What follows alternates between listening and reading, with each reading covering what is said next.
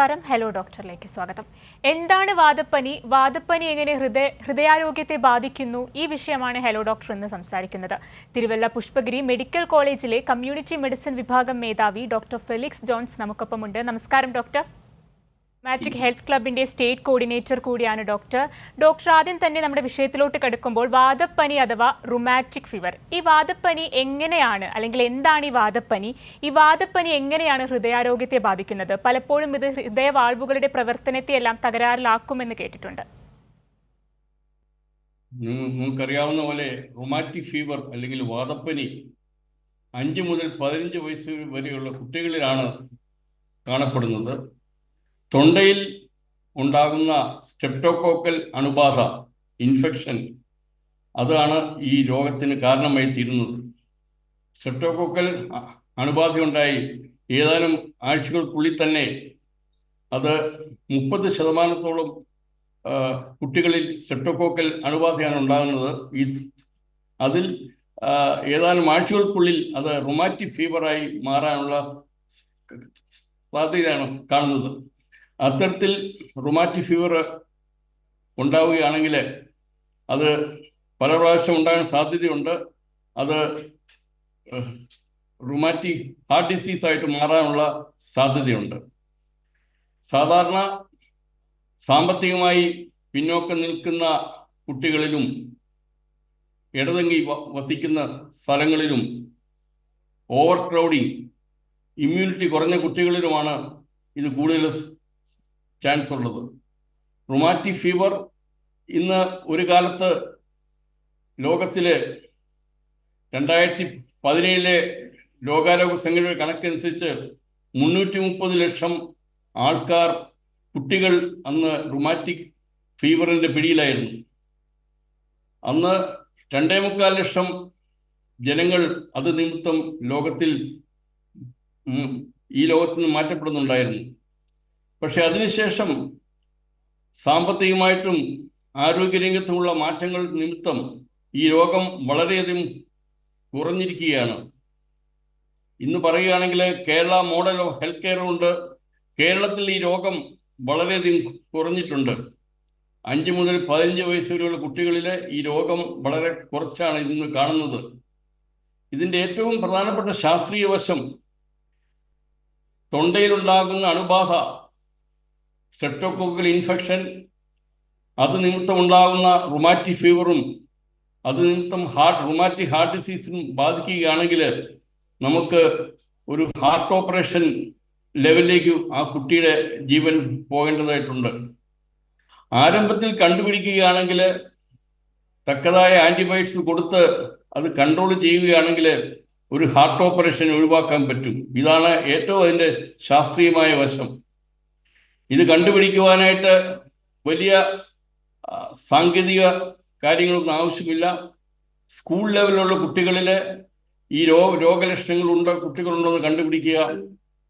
തൊണ്ടയിൽ വേദനയും ത്രോട്ട് ഇൻഫെക്ഷനുള്ള കുട്ടികളുണ്ടോ, റുമാറ്റിക് ഫീവറിൻ്റെ ലക്ഷണങ്ങളായ ജോയിന്റുകളിൽ ഉണ്ടാകുന്ന വേദനകൾ, മറ്റ് ശ്വാസതടസ്സങ്ങൾ, നെഞ്ചുവേദന, കിതപ്പ്, പിന്നെ നോഡ്യൂൾസ്, സ്കിന്നിലുണ്ടാകുന്ന ചില പാടുകൾ, കൈകളിലുണ്ടാകുന്ന ചില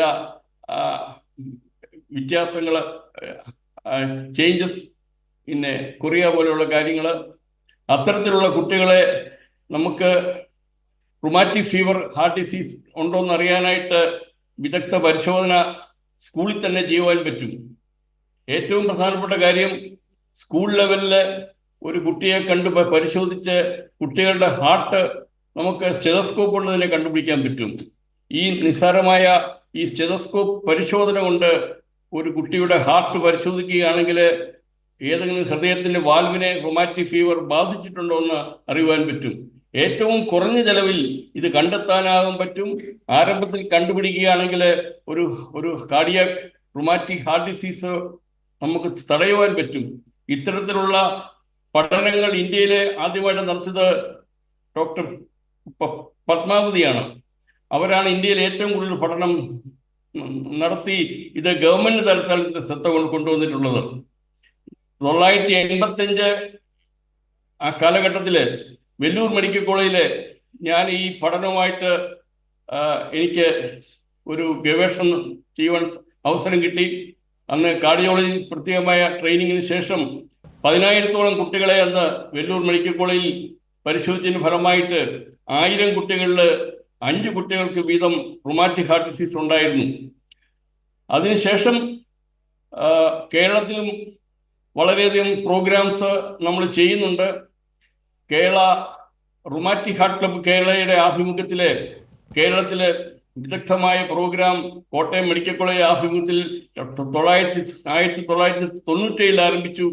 അന്നത്തെ പ്രമുഖ കാർഡിയോളജിസ്റ്റായ doctor George Jacob sir, doctor Rajan Manjooran, doctor Abdul Khader, doctor Sudhayakumar എന്നീ പ്രമുഖ കാർഡിയോളജിസ്റ്റുകളുടെ ലെവലില് അന്ന് റുമാറ്റിക് ഡോക്ടർ ഇപ്പോൾ സംസാരിച്ചതിനോട് ഈ സൂചിപ്പിച്ച കാര്യങ്ങളോട് ചേർത്ത് ചോദിക്കുകയാണ്. ഇപ്പോൾ ഈ വാദപ്പനി വരാനുള്ള കാരണങ്ങൾ എന്തെല്ലാമായിരിക്കുമെന്ന് സ്വാഭാവികമായും എല്ലാവർക്കും ഒരു സംശയം ഉണ്ടായിരിക്കും. എന്തെല്ലാമായിരിക്കും ഡോക്ടർ ഈ കാരണങ്ങൾ വാദപ്പനി വരാനുള്ളത്? വാദപ്പനി വരാനുള്ള പ്രധാനപ്പെട്ട കാര്യം ഈ സ്ട്രെപ്റ്റോകോക്കൽ അണുബാധ തന്നെയാണ്. തൊണ്ടയിൽ ഉണ്ടാകുന്ന സ്ട്രെപ്റ്റോകോക്കൽ അണുബാധ നിമിത്തം അതിൻ്റെ ആന്റിബോഡി റെസ്പോൺസ് എന്ന ലെവലിൽ റുമാറ്റിക് ഫീവർ ഉണ്ടാകുന്നുണ്ട്. ചിലർക്ക് വീണ്ടും അണുബാധ ഉണ്ടാകും, വീണ്ടും റുമാറ്റിക് ഫീവർ ഉണ്ടാകും. അങ്ങനെ ഉണ്ടാവുകയാണെങ്കിൽ അത് ഹാർട്ടിന്റെ വാൽവിനെ ബാധിക്കും. ഹാർട്ടിന്റെ വാൽവിനെ ബാധിക്കുകയാണെങ്കിൽ വാൽവ് ചുരുങ്ങുകയും അത് നിമിത്തം ക്രമേണ ഹാർട്ടിന്റെ പമ്പിങ്ങിനെ ബാധിക്കും. അങ്ങനെ ഒരു കാർഡിയാക് ഡിസീസ് രോഗമായി മാറും. ആരംഭത്തിൽ ചിലപ്പം ഹാർട്ടിന്റെ അസുഖങ്ങൾ കണ്ടുപിടിക്കപ്പെട്ടെന്ന് വരത്തില്ല. കുറെ വർഷങ്ങൾക്ക് ശേഷം ഹാർട്ടിന്റെ പമ്പിങ് കുറഞ്ഞ് അത് ശ്വാസതടസ്സമായിട്ടും മറ്റും വരുമ്പോഴാണ് അതൊരു റുമാറ്റിക് വാൽവുലാർ ഹാർട്ട് ഡിസീസ് ആയിട്ടും മാറുന്നത്. അപ്പൊ അത്തരത്തിലുള്ള രോഗങ്ങൾ നമുക്ക് വളരെ ആരംഭത്തിലേ തടയാൻ പറ്റും. ഇത് രോഗം ഉണ്ടാകാതെ നമ്മുടെ കമ്മ്യൂണിറ്റി ലെവലിൽ തന്നെ ഇത് ആരംഭത്തിൽ കണ്ടുപിടിച്ച് തടയുക എന്നുള്ളതാണ് ഏറ്റവും ഒരു പ്രധാനപ്പെട്ട വശം. നമുക്ക് അത് തടയുവാണെങ്കിൽ ഒരു കോഴ്സ് ആന്റിബയോട്ടിക്സ് കൊണ്ട് റുമാറ്റിക് ഫീവറിന് കാരണമാകുന്ന സ്ട്രെപ്റ്റോകോക്കൽ ആന്റിബയോട്ടിക്സിനെ നമുക്ക് കൺട്രോൾ ചെയ്യാൻ പറ്റുന്നതാണ്. അപ്പം നമുക്ക് പറയുകയാണെങ്കിൽ ഒരു 100 രൂപയ്ക്ക് താഴെ ചിലവുള്ള ഒരു കോഴ്സ് ആന്റിബയോട്ടിക്സ് കൊടുക്കുകയാണെങ്കിൽ ലക്ഷങ്ങൾ വിലമതിക്കുന്ന ചെലവ് വരുന്ന ഒരു കാർഡിയാക് സർജറിയിൽ നിന്നും ഒരാളെ നമുക്ക് രക്ഷിക്കുവാൻ പറ്റും. ഈ ഒരു വലിയ സാങ്കേതികമായ ഒരു ടെക്നിക്കൽ ഇഷ്യൂ ആണ് ഈ റുമാറ്റിക് ഹാർട്ട് ഡിസീസ് കൺട്രോൾ കൊണ്ട് നമുക്ക് ഇവിടെ ചെയ്യുവാൻ പറ്റുന്നത്. ഇന്ന് കേരളത്തിലെ വളരെയധികം കുറഞ്ഞിട്ടുള്ളതൊരു ആശ്വാസകരമായ കാര്യമാണ്. നമുക്ക് പുഷ്പഗിരി മെഡിക്കൽ കോളേജിന്റെ ആഭിമുഖ്യത്തിൽ തന്നെ കഴിഞ്ഞ ഏതാനും മാസങ്ങൾക്ക് മുമ്പ് പത്തനംതിട്ട ജില്ലയിൽ സ്കൂൾ ലെവലിലുള്ള ഒരു പ്രോഗ്രാം ബഹുമാനപ്പെട്ട ആരോഗ്യമന്ത്രി ഉദ്ഘാടനം ചെയ്തു. ഞങ്ങളിപ്പോൾ സ്കൂളുകളിൽ ഈ രോഗത്തിന്റെ ഉണ്ടോ എന്ന് അറിയാൻ വേണ്ടിയിട്ട് ഞങ്ങൾ ഇപ്പൊ സർവേ എടുത്തുകൊണ്ടിരിക്കുകയാണ്. അങ്ങനെ എന്തെങ്കിലും സംശയമുള്ള കുട്ടികൾക്ക് വേണ്ടി പുഷ്പഗിരി മെഡിക്കൽ കോളേജിലെ സീനിയർ കാർഡിയോളജിസ്റ്റും മുൻ മെഡിക്കൽ കോളേജ് മേധാവികളായ doctor Rajan Manjooran, doctor V L Jayaprakash എന്നിവരുടെ സഹായത്തോടുകൂടി എക്കോ കാർഡിയോഗ്രാം ഫ്രീ ആയിട്ട് ഇവിടെ ആ രോഗികൾക്ക് വേണ്ടി ചെയ്തു കൊടുക്കുന്നുണ്ട്. കൂടാതെ റുമാറ്റിക് ഹാർട്ട് ക്ലബില് ഡോക്ടർ ഇപ്പൊ ഡോക്ടർ പറഞ്ഞതിനോട് ചേർത്ത് തന്നെ ഇത്തരം വാതരോഗങ്ങൾ നമുക്ക് എങ്ങനെയാണ് തടയാൻ സാധിക്കുക? പലപ്പോഴും ഇതിന്റെ രോഗലക്ഷണങ്ങൾ നമുക്ക് മുൻപേ കൂട്ടി മനസ്സിലാക്കാൻ സാധിക്കുമോ? അത് നമ്മുടെ ജീവിതശൈലിയിൽ തന്നെ ഇത്തരം രോഗങ്ങളെ തടയാനായിട്ട് സാധിക്കുമോ? ജീവിതശൈലിയേക്കാളും പ്രധാനപ്പെട്ടത് ഈ പറഞ്ഞ ഒരു ഹെൽത്തി ലൈഫ് സ്റ്റൈലുള്ള കുട്ടികൾ, അതായത് ഓവർ ക്രൗഡിങ് ഒഴിവാക്കുക, ഈ കോളനികളിൽ താമസിക്കുന്ന കുട്ടികൾ, ഒരു ക്ലാസ്സുകളിൽ ഇടതിങ്ങിയുള്ള കുട്ടികൾ, ആവശ്യത്തിനുള്ള വെന്റിലേഷൻ ഇല്ലാതിരിക്കുക. ഇങ്ങനെയുള്ളപ്പോൾ ഒരാള് ചുമക്കുകയാണെങ്കിൽ തൊണ്ടയിൽ രോഗാണുക്കൾ ഉണ്ടെങ്കിൽ ആ വീട്ടിലുള്ളവരിലേക്കും മറ്റു കുട്ടികളിലേക്കും ഇത് പടരാനുള്ള സാധ്യതയുണ്ട്. അത്തരത്തില് രോഗാണുക്കൾ തൊണ്ടയിൽ വരികയാണെങ്കിൽ അത് ഫരിഞ്ചൈറ്റിസ് ആകാം, സ്ട്രെപ്റ്റോകോക്കൽ ടോൺസിലൈറ്റിസ് ആകാം. അത്തരം കുട്ടികളെ ചിലപ്പോൾ ശാസ്ത്രീയമായ ചികിത്സയും ആന്റിബയോട്ടിക്സും എടുത്തില്ല എങ്കിൽ അപ്പം വീണ്ടും അതൊരു റുമാറ്റിക് ഫീവറായിട്ട് മാറാനുള്ള സാധ്യതയുണ്ട്.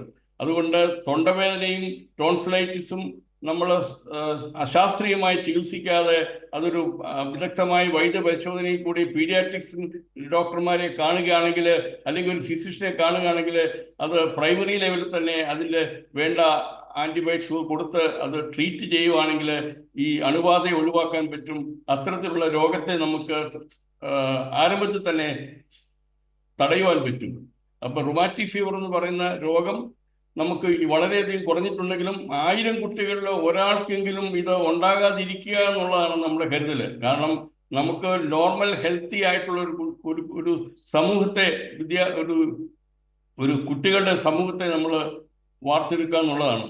അപ്പം നമുക്ക് ഈ കഴിഞ്ഞ ഏതാനും വർഷങ്ങളായിട്ട് കേരളത്തിലെ റുമാറ്റിക് ഫീവറിന്റെ ഇൻസിഡൻസ് വളരെ കുറഞ്ഞുകൊണ്ടിരിക്കുകയാണ്. 2019 റുമാറ്റിക് ഫീവർ കേരളത്തിൽ റിപ്പോർട്ട് ചെയ്തിരിക്കുന്ന വിവിധ മെഡിക്കൽ കോളേജിലും പീഡിയാട്രിക്സ് ഡിപ്പാർട്ട്മെന്റും ഹെൽത്ത് സർവീസും റിപ്പോർട്ട് ചെയ്തിരിക്കുന്ന 40 കേസാണെങ്കിൽ 2023 അത് 15 കേസായിട്ട് കുറഞ്ഞിരിക്കുകയാണ്. അപ്പോൾ നമുക്ക് നല്ലൊരു ട്രെൻഡ് കാണുന്നത് നമ്മുടെ ബോധവൽക്കരണ പരിപാടികൾ കൂടി cardiology, paediatrics, cardiology society of India, physicians department, community medicine ഡിപ്പാർട്ട്മെന്റുകളുടെയൊക്കെ സംയുക്തമായ പ്രവർത്തന ഫലമായി ബോധവൽക്കരണപരമായി റുമാറ്റിക് ഫീവർ ഇപ്പോൾ കുറഞ്ഞുകൊണ്ടിരിക്കുകയാണ്. ഡോക്ടർ, ഞാനൊന്ന് ഇടപെടുകയാണ്. ഇപ്പോൾ ഡോക്ടർ ആരംഭത്തിൽ തന്നെ ഇത് കണ്ടെത്തുന്നതിനെ പറ്റിയുള്ള കാര്യങ്ങൾ പറഞ്ഞു. ആരംഭത്തിൽ തന്നെ ഇത് കണ്ടെത്തിയാലുള്ള ഗുണങ്ങൾ എന്തെല്ലാമായിരിക്കും? മാത്രമല്ല, ഇത് കണ്ടുപിടിക്കാനുള്ള ടെസ്റ്റുകളൊക്കെ എങ്ങനെയായിരിക്കും? ഇത് നമുക്ക് ഞാൻ പറഞ്ഞതുപോലെ ആദ്യമായിട്ട് ഈ രോഗലക്ഷണങ്ങളുള്ള കുട്ടികളുണ്ടോ എന്ന് സ്കൂളിൽ ചെല്ലുകയാണെങ്കിൽ നമുക്ക് കണ്ടെത്താൻ പറ്റും. ഈ രോഗലക്ഷണമുള്ള കുട്ടികളെ നമുക്ക് ഒരു മെഡിക്കൽ ഡോക്ടറെ കൊണ്ട്, പ്രൈമറി ലെവലിലുള്ള ഒരു ഡോക്ടറെ കൊണ്ട്, MBBS ഉള്ള ഒരു ഡോക്ടറെ കൊണ്ട് പരിശോധിപ്പിച്ചാൽ ഏറെക്കുറെ ഈ തൊണ്ടയിലെ റുമാറ്റിക് സ്ട്രെപ്റ്റോകോക്കൽ ഇൻഫെക്ഷൻ ഉണ്ടോ എന്ന് കണ്ടെത്താൻ പറ്റും. ഈ സ്റ്റെതസ്കോപ്പ് കൊണ്ട് നമുക്ക് കണ്ടെത്താൻ പറ്റും. സ്റ്റെതസ്കോപ്പ് ഹാർട്ടിൽ വെച്ച് പരിശോധിക്കുമ്പോൾ ഏതെങ്കിലും വാൽവിൽ മർമർ ഉണ്ടെങ്കിൽ അത് കാർഡിയാക്കാണോ അല്ലയോ എന്ന് തിട്ടപ്പെടുത്തണമെങ്കിൽ ഒരു കാർഡിയോളജിസ്റ്റിന്റെ അടുത്ത് റെഫർ ചെയ്യാൻ പറ്റും. ആ മർമർ എക്കോ കാർഡിയോഗ്രാം ചെയ്യുവാണെങ്കിൽ ഇത് റുമാറ്റിക് വാൽവുലാർ ഹാർട്ട് ഡിസീസ് ആണോ അല്ലയോ, അതോ ജന്മനാ ഉള്ള ഹാർട്ട് ഡിസീസ് ആണോ, അതോ അല്ല ഈ മർമർ ഒരു ഇന്നസെന്റ് മർമർ ആയിരിക്കാം, അനീമിയ ഉള്ളപ്പോൾ മർമർ ആയിരിക്കാം, മറ്റു പല കാരണങ്ങളുണ്ട്. അത് ആ മർമർ എന്താണെന്നുള്ളത് നമുക്ക് എക്കോ കാർഡിയോഗ്രാഫി കൂടി നമുക്ക് ശാസ്ത്രീയമായിട്ട് കണ്ടെത്താൻ പറ്റും. അതിന് കാർഡിയോളജിസ്റ്റുകളുടെ ടീം ഇവിടെയുണ്ട്. അത് കേരളം മുഴുവനുണ്ട് കാർഡിയോളജിസ്റ്റുകളെ. എല്ലാ ഹോസ്പിറ്റൽസും, ഗവൺമെന്റ് ഹോസ്പിറ്റലും മെഡിക്കൽ കോളേജിലും. ഡോക്ടർ, ഞാനൊന്ന് ഇടപെടുകയാണ്. വിഷയത്തിൽ ഒരു പ്രേക്ഷകൻ ചേരുന്നുണ്ട് സംശയവുമായി. നെയ്യാറ്റിൻകരയിൽ നിന്ന് യേശുദാസനാണ്. യേശുദാസൻ, ഡോക്ടറോട് ചോദിച്ചോളൂ. ഡോക്ടർ, കോൾ കട്ടായെന്നാണ് മനസ്സിലാക്കുന്നത്. നമുക്ക് മറ്റൊരു ചോദ്യത്തിലോട്ട് കടക്കുമ്പോൾ, ഡോക്ടർ ഇപ്പോൾ ഈ അസുഖത്തെക്കുറിച്ചാണ് നമ്മൾ സംസാരിച്ചുകൊണ്ടിരുന്നത്. ഈ രോഗം എത്രത്തോളം അപകടകരമായിരിക്കും? ഇതിന്റെ സങ്കീർണതകൾ എന്തെല്ലാമായിരിക്കും? പലപ്പോഴും സംഭവിക്കുന്നത് ഈ രോഗം നമ്മൾ ആരംഭത്തിൽ കണ്ടുപിടിക്കുന്നില്ല. കുറെ വർഷങ്ങൾക്ക് ശേഷം അത് സങ്കീർണമായി ശ്വാസതടസ്സവും മറ്റു പ്രയാസങ്ങളും ആകുമ്പോൾ വൈദ്യപരിശോധനയ്ക്ക് ചെല്ലുമ്പോഴത്തേക്കും ഹാർട്ടിന്റെ വാൽവുകൾ ചുരുങ്ങി ഹാർട്ടിന്റെ പമ്പിങ്ങിനെ ബാധിക്കും. ആ സമയത്ത് നമുക്കൊരു കാർഡിയാക് ഓപ്പറേഷനിലേക്ക് പോകേണ്ടതായിട്ട് വരും. അത് അപ്പോഴത്തേക്കും അദ്ദേഹത്തിന്റെ ആ ക്വാളിറ്റി ഓഫ് ലൈഫ് വളരെ മോശമായിരിക്കും. അത്തരത്തിലുള്ള ഒരു വർഷങ്ങൾക്ക് ശേഷമായിരിക്കും ഇതൊരു കാർഡിയാക് പേഷ്യൻ്റായിട്ട് കാർഡിയാക് ഓപ്പറേഷനിലേക്ക് വാൽവ് മാറ്റി വെക്കേണ്ടതും അങ്ങനത്തെ ഡോക്ടർ, ക്ഷമിക്കണം, ഞാൻ ഒന്നുകൂടി ഒന്ന് ഇടപെടുകയാണ്. നമ്മുടെ നേരത്തെ ഉണ്ടായിരുന്ന കോളർ യേശുദാസൻ വീണ്ടും ചേരുന്നുണ്ട്. യേശുദാസൻ, ഡോക്ടറോട് ചോദിച്ചോളൂ. യേശുദാസൻ, ദയവായി ടിവിയുടെ വോളിയം കുറച്ച് ഡോക്ടറോട് ചോദിച്ചോളൂ. Hello doctor. ചോദിച്ചോളൂ യേശുദാസൻ, ടിവിയുടെ വോളിയം കുറച്ച് ചോദിച്ചോളൂ. ഹലോ ഡോക്ടർക്ക് കേൾക്കാം, ചോദിച്ചോളൂ. കേൾക്കാമോ? കേൾക്കാം, ചോദിച്ചോളൂ. ഞാൻ ഒരു അസിസ്റ്റന്റാണ്. ഞാൻ ഓപ്പറേഷൻ കഴിഞ്ഞിട്ട് ഏതാണ്ട് 10-15 വർഷങ്ങളോളം കഴിഞ്ഞു. അതിനുശേഷം വീണ്ടും 2-3 പ്രാവശ്യം വീണ്ടും അറ്റാക്കായിട്ട് വന്നു.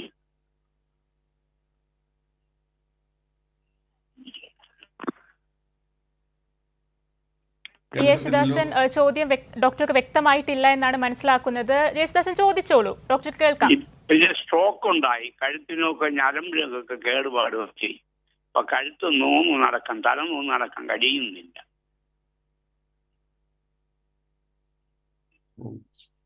സ്ട്രോക്ക് നമ്മൾ പറഞ്ഞ ടോപ്പിക്കുമായിട്ടുള്ള ചോദ്യമല്ല ചോദിച്ചത്. നമ്മൾ റൊമാറ്റിക് ഹാർട്ട് ഡിസീസിനെ കുറിച്ചാണ്, വാദപ്പനി നിന്നുണ്ടാകുന്ന ഹൃദയത്തിന്റെ വാൽവിനുണ്ടാകുന്ന രോഗത്തെക്കുറിച്ചാണ് സംസാരിച്ചുകൊണ്ടിരിക്കുന്നത്. ഇപ്പോൾ ചോദിച്ച ചോദ്യം ഒരു സ്ട്രോക്ക് ഉണ്ടായി കഴുത്തിന്റെ പേശികൾ നിവർക്കാൻ പറ്റത്തില്ല എന്നുള്ളൊരു ചോദ്യമാണ് ചോദിച്ചത്. ഇത് ഈ രോഗത്തിന് ബന്ധപ്പെട്ടുള്ളതല്ല.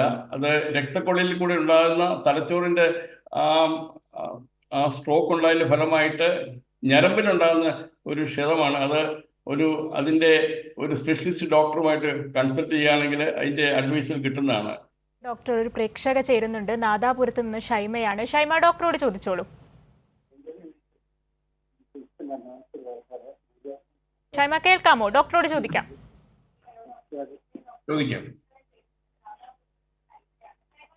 ഷൈമ, ചോദിച്ചോളൂ. ഹലോ, കേൾക്കാം ഷൈമ, ചോദിച്ചോളൂ. ഹലോ ഹലോ, കേൾക്കാം, പറഞ്ഞു. അത് 13 റുമാറ്റിക് ഫീവർ വന്നത്. ഹലോ, കേൾക്കാം ഷൈമ, ചോദിച്ചോളൂ. കേൾക്കാം, 13 ചോദിച്ചോളൂ. വയസ്സിലാണ് റുമാറ്റിക് ഫീവർ വന്നത്.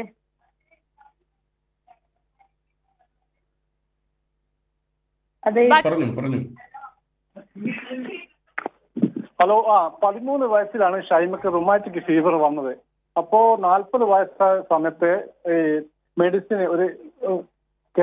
മെഡിസിൻ നിർത്താൻ വേണ്ടി പറഞ്ഞു ഡോക്ടർ. അപ്പോ ഇപ്പൊ നിർത്തിയിട്ടാണ്.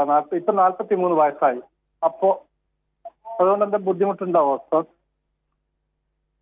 ഇല്ല, 40 വയസ്സ് വരെയും റുമാറ്റിക് ഫീവറിന്റെ ഉള്ള കുത്തിവയ്പ്പുകൾ നമ്മൾ വന്നവർക്ക് എടുക്കാറുണ്ട്. 40-ന് ശേഷം ആവശ്യം ഇല്ല. കാരണം 40 വയസ്സോടുകൂടി അതിന്റെ ഇനിയുള്ള റുമാറ്റിക് ഫീവർ വരാനുള്ള സാധ്യതയില്ല. അപ്പം അന്താരാഷ്ട്ര ലെവലിലുള്ള പഠനങ്ങളും എല്ലാം അതാണ് കാണിക്കുന്നത്. 40 വയസ്സ് വരെയും അതിനുള്ള മരുന്നുകളും ഇഞ്ചക്ഷനും എടുത്താൽ മതിയാവും. പിന്നീട് നിങ്ങൾക്ക് കാർഡിയോളജിസ്റ്റിനെ കണ്ടിട്ട് അതിന്റെ ഹാർട്ടിന്റെ പമ്പിങ്ങും വാൽവുകളുടെ പ്രോബ്ലംസ് ഒക്കെ നിങ്ങൾക്ക് പരിശോധന നടത്തേണ്ടതായിരിക്കും. 40 കഴിഞ്ഞെങ്കിലും അതിന്റെ വാൽവിന്റെ ഫംഗ്ഷനും ഹാർട്ടിന്റെ പമ്പിങ്ങും ഒക്കെ എങ്ങനെയാണെന്ന് അറിയാനായിട്ട് ഒരു കാർഡിയോളജിസ്റ്റിന്റെ വിദഗ്ധ അഭിപ്രായങ്ങൾ എടുക്കേണ്ടതായിട്ടുണ്ട്. ഞങ്ങളിപ്പം വർഷത്തിലൊരിക്കൽ ഞങ്ങൾ ക്യാമ്പുകൾ നടത്താറുണ്ട്. റുമാറ്റിക് ഹാർട്ട് ക്ലബിന്റെ ആഭിമുഖ്യത്തിൽ അനേകം ഇതുപോലത്തെ രോഗികളുടെ മേലുള്ള മെഡിക്കൽ ക്യാമ്പുകൾ എല്ലാ വർഷവും ചെയ്യാറുണ്ട്. അത് നിമിത്തം അവർക്കുള്ള അഡ്വൈസ് വ്യക്തമാണ്. ഷൈമയ്ക്ക് ചോദ്യത്തിനുള്ള സംശയം ദൂരീകരിച്ചിരിക്കുന്നു മനസ്സിലാക്കുന്നു. ഡോക്ടർ, അതുപോലെ തന്നെ നമ്മുടെ വിഷയം വാദപ്പനി എങ്ങനെ ഹൃദയാരോഗ്യത്തെ ബാധിക്കുന്നു എന്നുള്ളതെല്ലാമാണ്. ഇതിന്റെ ചികിത്സാ മാർഗങ്ങൾ എന്തെല്ലാമാണ്? ഇത് മരുന്നുകൊണ്ട് മാറ്റാനാകുന്ന ഒന്നാണോ?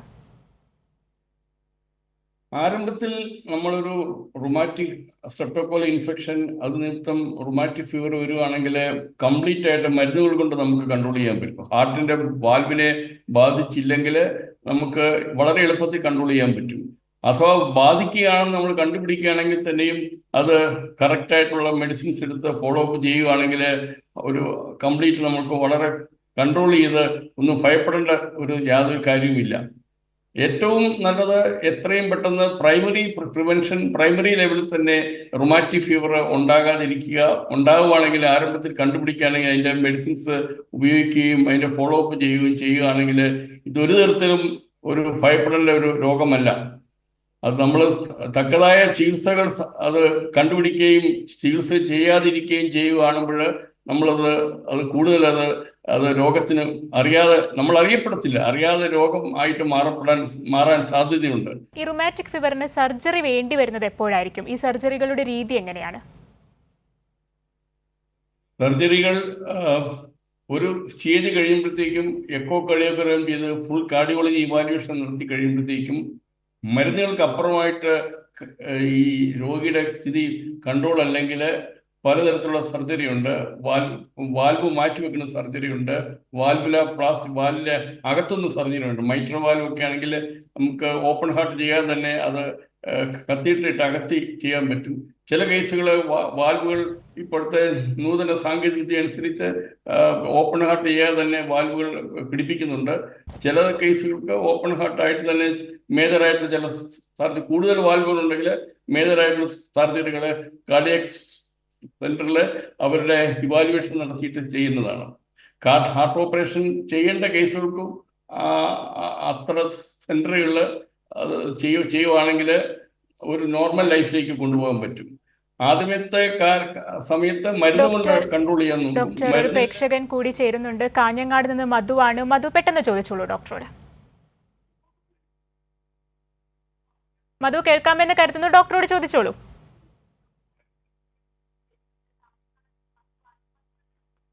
ഹലോ ഡോക്ടർ, നമസ്കാരം ഡോക്ടർ. പിന്നെ എനിക്ക് ചോദിക്കാൻ ഡോക്ടർ, എനിക്ക് ഈ സെപ്റ്റോകോക്കസ് മൂലമാണ് ഇത് വരുന്നതെന്ന് പറഞ്ഞു. തൊണ്ടയിലെ ഇൻഫെക്ഷൻ മൂലമാണ് വരുന്നതെന്ന് ഡോക്ടർ പറഞ്ഞു. മറ്റു ലക്ഷണങ്ങൾ എന്തൊക്കെയാണ് ഇതിന്റെ? മാത്രമല്ല ഡോക്ടർ പറഞ്ഞു 100 രൂപയിൽ താഴെ വിലയുള്ള ആന്റിബയോട്ടിക് കഴിച്ചാൽ ഇത് അവഗണിക്കാൻ പറ്റുന്ന ഒരു കേസാണെന്നും പറഞ്ഞു. അപ്പൊ അങ്ങനെയാണെങ്കിൽ ഏത് ആന്റിബയോട്ടിക്സ് ആണ് ഇതിന് ഉപയോഗിക്കുന്നത്, എത്ര കാലം കഴിക്കണം എന്നൊക്കെ ഒന്ന് പറയാമോ ഡോക്ടറെ? സ്ട്രെപ്റ്റോകോക്കൽ ഇൻഫെക്ഷൻ ഉള്ളവർക്ക് സാധാരണ 3 ആഴ്ചയിൽ ഒരു ഇഞ്ചക്ഷൻ വെച്ചാണ് കൊടുക്കുന്നത്. പെൻസിലിൻ ഇഞ്ചക്ഷൻ ആണ് ലൈഫ് ലോങ് ആയിട്ട് കൊടുക്കുന്നത്. പെൻസിലിൻ അത് 40 വയസ്സ് വരെയും റുമാറ്റിക് ഫീവർ, റുമാറ്റിക് ഹാർട്ട് ഉള്ളവർക്ക് അഡ്വൈസ് ചെയ്യുന്നുണ്ട്. കൂടാതെ പെൻസിലിന് റിയാക്ഷൻ ഉള്ളവർക്ക് പകരം ആന്റിബയോട്ടിക്സ് ടാബ്ലറ്റുള്ള അവരുടെ അനുസരിച്ച് ഡോക്ടർ കൊടുക്കാറുണ്ട്. 3 ആഴ്ചയിൽ ഒരു ഇഞ്ചക്ഷൻ എടുക്കുകയാണെങ്കിൽ പിന്നീട് റുമാറ്റിക് ഫീവർ വരാതിരിക്കാൻ പറ്റും. അതേസമയം ഒരു ഫോളോ അപ്പ് ചെയ്ത് നോർമൽ ലൈഫിലേക്ക് കൊണ്ടുപോകാൻ പറ്റും. മധുവിന് വ്യക്തമായി കാണുമെന്ന് കരുതുന്നു ഡോക്ടർ. എന്താണ് വാദപ്പനി, വാദപ്പനി എങ്ങനെ ഹൃദയാരോഗ്യത്തെ ബാധിക്കുന്നു എന്നുള്ള വിഷയമാണ് ഹലോ ഡോക്ടർ ഇന്ന് ചർച്ച ചെയ്തത്. നമ്മുടെ സംശയങ്ങൾക്ക് മറുപടി നൽകിയത് തിരുവല്ല പുഷ്പഗിരി മെഡിക്കൽ കോളേജിലെ കമ്മ്യൂണിറ്റി മെഡിസിൻ വിഭാഗം മേധാവി ഡോക്ടർ ഫെലിക്സ് ജോൺസ് ആണ്. വളരെയധികം നന്ദി doctor. Okay, thank you. Hello doctor പൂർണ്ണമാകുന്നു. നമസ്കാരം.